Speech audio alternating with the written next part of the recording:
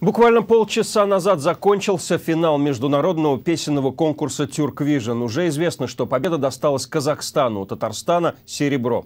Я напомню, что за звание лучшего исполнителя сражались 15 участников из стран тюркского мира. За главным песенным шоу следили 300 миллионов зрителей и телезрителей. Наш корреспондент Алсу Гусманова также находилась на «Тюрквижн», и она поделится с нами своими впечатлениями. Алексей, добрый вечер, телезрители. Сейчас за моей спиной выступает участница из Туркменистана. Ее очень громко поддерживают. Ей действительно нужна поддержка, так как на девушке украшение, которое весит 36 килограмм. И вообще участники очень интересные, очень много интересных фактов.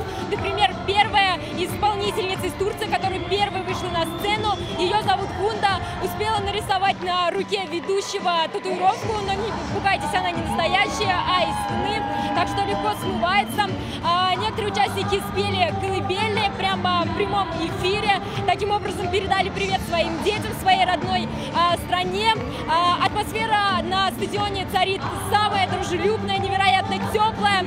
Наш участник Айдар Сулейманов еще перед самим шоу успел пройтись по конкурсантам, подарил некоторым чак-чак. Все проходит вообще на достаточно высоком уровне, хоть это и второй раз проводится данный фестиваль, но очень хорошо все организовано. Мы болеем за свою нашу певицу, казахстанскую певицу Жанару Галову. Она очень классно сегодня спела, со значением такие песни выбрала. Эта песня была посвящена именно на Тюрквижн. Мы успели переговорить с членами жюри, которые сказали, что на этот раз никому не будут ставить единицы, потому что в финале выступают только профессионалы.